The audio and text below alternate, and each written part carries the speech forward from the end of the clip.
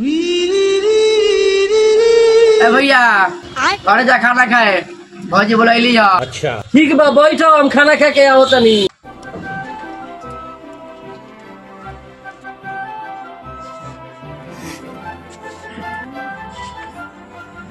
भैया के तो भागा देनी हो झूठ बोल के। अच्छा। यही बाने बस सिगरेट पी लेता नी।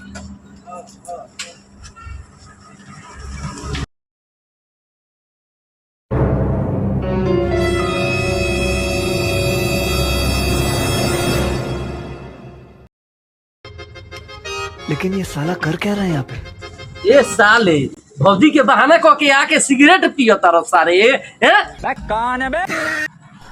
निकल सर निकल बहरी निकल निकल।